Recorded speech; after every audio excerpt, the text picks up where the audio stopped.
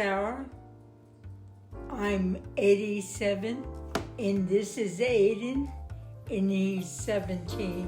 Yeah, and today on Aidan Sara, our wonderful little podcast we got going on over here, we're going to talk about college athletes in regards to paying them and any other controversies we come up with along the way. So I'm going to allow Sarah to start because I think you're a little more educated on this than I am. And I'm really divided in opinion, paying them or not paying them. And it has nothing to do with my age, rather than it has to do with the question of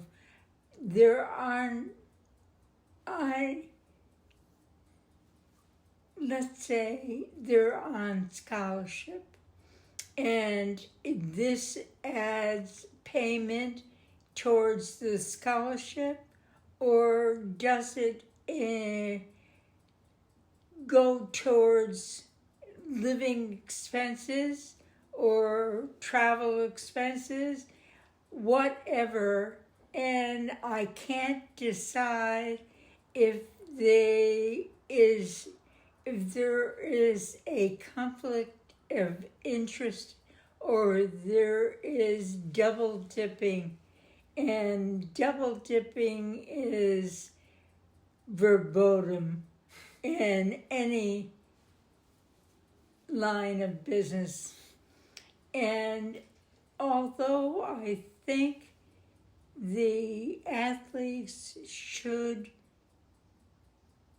have some say in or some amount of money paid to them because they're earning and they're not earning. So there is a conflict in my opinion. In Aidan. Yeah, I agree. I think my main issue with it that I haven't really sorted out either is the idea that what gain does it bring to the students to have them using such a large sum of money if it's not going to their education? Because, they're there to learn. While they are athletes, they're student athletes, and I think the student part is equally as important. And I think throwing money in a, 19-year-old, 20-year-old, 21-year-old face, it could be dangerous for the student part of the athlete. But you're assuming it's big money. Right. Even if it's small money, actually I don't know. Maybe small sums could be different, but I think that once you open that floodgate and give them small sums of money and they start taking home championships, they start bringing funding to the school, I think naturally the student athlete is going to want to get more money. You can't win a championship, have your school get whatever money and accolade from winning that, and feel like $1,000 is enough if it's just a small amount. I take issue with that.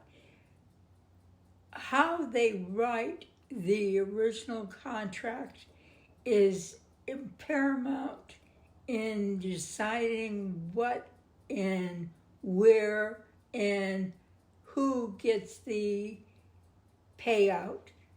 And for instance, the athletes who don't participate in venues which draw crowds, and what is a crowd? Paying crowd? That's the difference. And how large should the venue be when they decide on the original contract to pay out to the athletes? Yeah, and then that also comes into the issue that has always been for college athletes is, the money they accept, that's very, it's really big. You're not allowed to accept certain amounts of money. Issues with buying a player out. I don't, correct me if I'm wrong, but I'm pretty sure for an athlete contract, you can't, offer them a car to get them to come to your school. It has to be school related. So I wonder how that money would affect that process. How do you think it would affect it? No good. It wouldn't be very good. No. I think that has to be clearly written in the contract, and yet contracts for individual players or contracts concerning the team or whatever. This opens up a world of contracts. Yeah, and I still think that fear interferes with the student part, just on the athlete alone, but also for, like you said, all the other athletes that aren't bringing like top dollar sports. Like for us, UConn basketball is huge, but UConn soccer isn't really there. So how do you divvy that out? And I think that could be really detrimental for a student's worth. You have a classmate doing the same exact grades, same exact class, the same exact grades, and they're getting paid money just because they play basketball. But you're the top of your sport too. Yes, let's try reasoning that one issue out. The venue determines the amount of money, percentage-wise, that is split out to the athletes. So football, although it is larger stadium, which means a bigger venue or bigger admission dollars, etc., but far fewer games, Right. as versus basketball,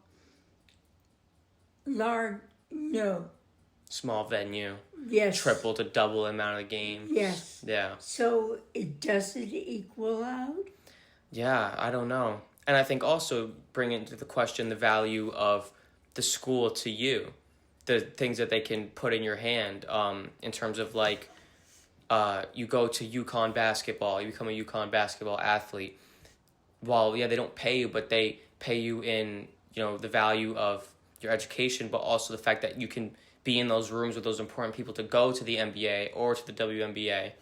Now that also brings that into the question. That opens up another question. Yeah. Whoa. Yeah, this is messy. Let me think about that. Yeah. But how many go to the NBA out of a team of 10? 5 are starters, and I'm talking about basketball. It's the easiest one to use for us. Of the 5 starters, 2 might go to the NBA. Yeah. Men's. How do you figure that? How would you figure that out? Right. I'm not too sure. Yeah. I mean, that's also that makes the money thing even worse too, because imagine that level of competitiveness on the court with your own teammates, and now one's getting paid more than you, and you're like, what? I honestly think I'm pretty firm against for those reasons that I list. I think that it takes a lot of the student out of the student athlete.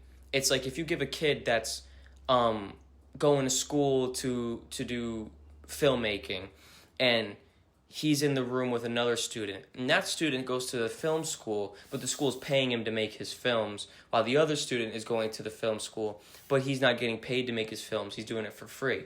That's also the issue I'm worried about. It creates that competitiveness in the classroom, competitiveness between the sports and also between the teams, because if you, like you said, the probably one at best every few years goes to the big leagues from a sport, and there's already that conflict on the team.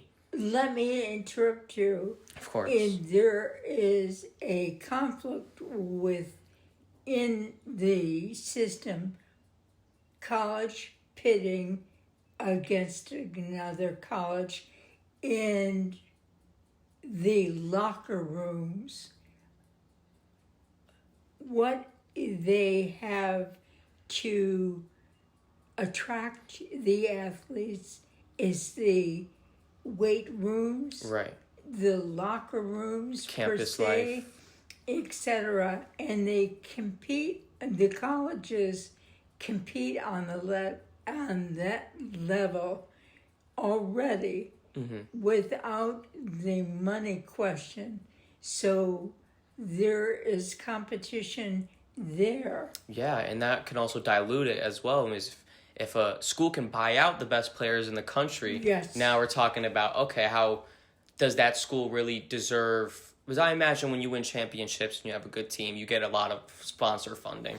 Does that Yes. school deserve the sponsor funding by buying out all their players? Yes. Yeah. But add to this system, which I don't understand. Yeah, they sell you on dorms, they sell you on equipment, they sell you who their coach is, who their coaches know. Yes, and portals, Portal. Explain that to me. Oh man, what part exactly? Transfer portals. An athlete is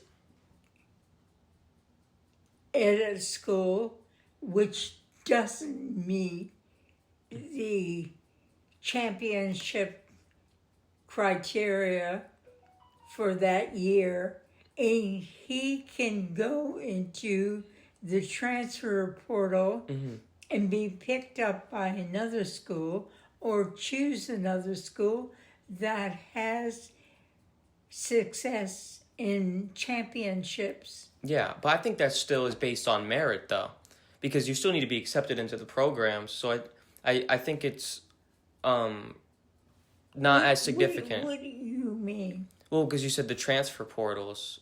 I mean, it's still.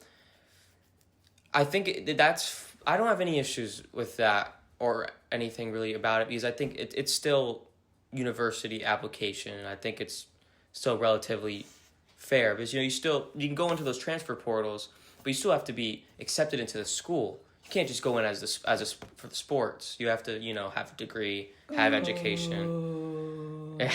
I don't necessarily disagree with you or agree with you. Okay. But we don't.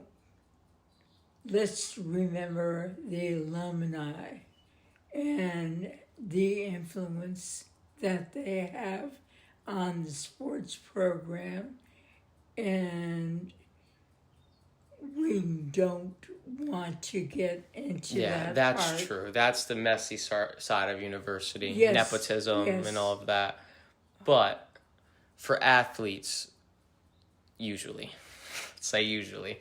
it's hopefully based on their athletic ability, which I think we don't want to interfere with that with money. Because, if they do go pro, they're going to have plenty of that shit, sorry for my language, to worry with, Like, there's that famous story of LeBron James. He went to a Reebok interview, and they said, if you take this contract and join Reebok, we'll give you $1 million or $10 million right now. Whoa. And, he's 19, 20 years old, and he took that upon him to be like, no, I'm going to pass. I want to hear all the other deals. He eventually signs with Nike, but I think that that plays into the college issue with paying. Story True story. LeBron, Oh my God. It's the famous LeBron story. Oh, God. Yeah. And that's how it is. It's as soon as you get into the big leagues, they're cutthroat. You want to buy the best player. That's all. It's all money. So I think What about the rest of the team that doesn't make it to the NBA? That's why they're in college, unfortunately. You should never... I don't think you should go in to any field without a backup. Not unless you're really, really good, like extremely dedicated. You should see student-athlete as the student and athlete experience. Not, this is my stepping stone to the NBA. If I don't get into the NBA, I'm done. I don't think that's reasonable. But it could be reasonable if you're mother and father are economically not sound, and this is your ticket to making their life better. Yeah. But then it That's- brings the question up, if are you willing to bet all that and just dedicate the athlete part? I mean, if that's what you can do, go for it. But the vast majority of people go to college and play college basketball, and it's not, I don't want to say leisurely because it's a lot of hard work, but it's just how they got to college, you know? And I think it's still important for when you go into that, you jump from high school to college instead of high school into the NBA or whatever, to focus on the fact that there's a high percentage that you won't get into the big leagues. And when you do get in the big leagues, it's a very low percentage that you won't get a good contract or get a contract that lasts or get a team that wants to keep you around. True. It's a lot of gambles. Ifs. Exactly. Right. So that's why I think the money for a college athlete is a bad thing to throw around. Yes, I can take the reverse and say if there is an opportunity for you to make money right now in college as versus not have an opportunity after college. But going back, this is so complicated. Very. But going back to the original question, the crowd or the audience comes to watch you play the opposite team, and you're the attraction, and why should you be paid for all the reasons you not be paid?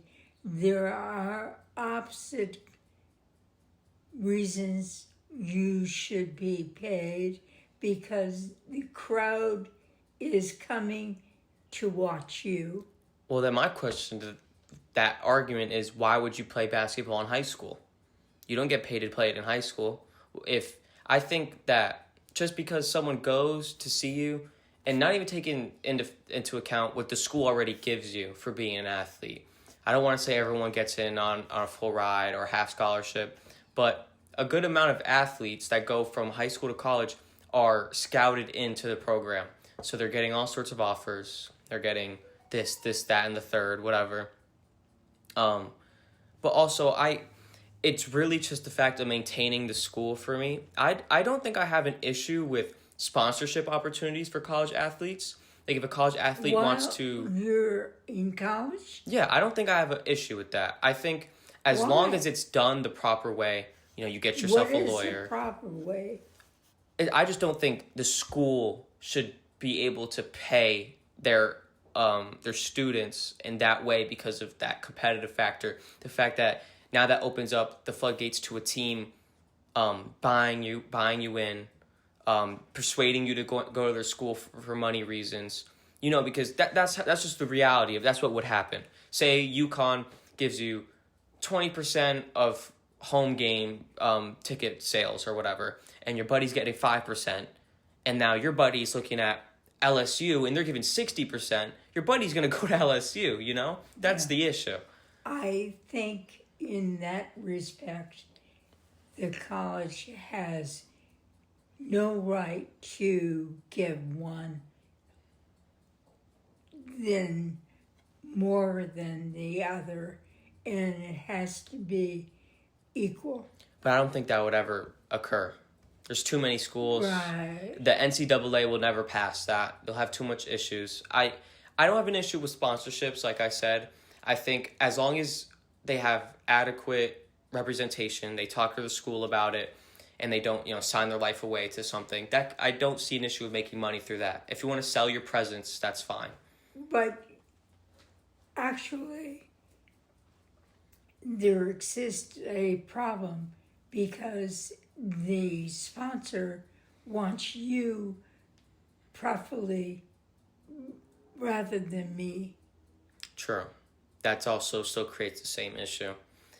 But yeah, I don't believe they currently allow sponsors anyways, but I think I think it They could be a do. little bit different only because that is more, I don't want to say it's merit based because nothing's unfortunately merit based anymore, but I believe that through a sponsor type activity, which you have good representation and then your school regulates it, so you don't sign a shafty contract, you don't get stuck you're not pigeonholed into doing anything. I think it could be good and it could be practical, and I think that could be fair because if you want to earn those contracts and you're on the team with him, you're going to go earn those contracts. You're going to play good, you're going to try your best, and you're going to play to your best capability if you want it.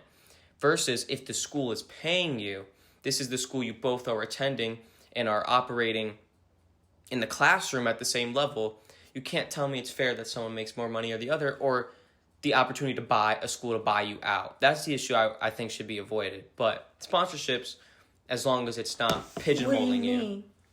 School buy you out? Like the analogy where your friend's making 5%, you're making 20%, and a different school offers him 60%. That guy's probably going to go to a different school if he's going for the money. Not all students are like that. I won't say that will happen all the time, but that is the main fear of being bought out by a school, being offered money to come and join the roster or offered money to come play for the team versus sponsors, which is based on your... You're complicating the issue. But this is a real issue. Yes, they don't, there's very heavily, I don't know about it anymore, but I know when I was younger and in the 2000s, it was really big that college athletes didn't get money. It's a very big deal because they didn't want to have their students bought out. They wanted a fair, equal footing for the college athletes. It's a very big issue. I think if it approaches right and the college treats everybody equally, basketball versus football versus baseball versus hockey, the big four, so to say. But the crowd definitely influences the amount of money percentage given to the athlete. Okay, so it would have to be like a NCAA nationwide percentage rather than a school basis. Everyone needs to give this top percent of the whatever. Say it's Notre Dame, which attracts a bigger crowd versus Trinity. Right. And then the percentages are skewed up. But you can't expect the smaller school to pay out as much as the large school. Contracts, lawyers. Yeah, I think that's really what it comes down to at the end of the day. It would have to be one large regulated NCAA program rather than a school-by-school basis because, like you said, of course, big school and small school, that's what everybody weighs. Every school... the big school might have better dorms, small school have worse dorms. That's just picking your school. But yeah, I think as long as it's like one definite number, no matter where you go, it could work. But everything else, it gets messy. If it could be a school by school basis, maybe you want to go to Trinity because they're offering 90% and Notre Dame's only offering 10. I think that's what I can't. I doesn't work. Right. It would have to be one large number, like each school is 10% or something. Or based on the audience and the capacity. Yeah, like the bottom dollar going, yeah. We disagree, but we do. We don't disagree. Yeah, I think this is one of those issues where there's really not too much about it happening yet. So it's really hard to, it's all just maybes and ifs. So it could be a million different things. We'd have to wait to see if any real we'll address happens. this issue again. we'll start pressuring the NCAA. That's what we're going to start doing. Yeah, right. Thank you. Yeah. All right. Thank you for watching. Comment anything you guys want to see us cover or talk about.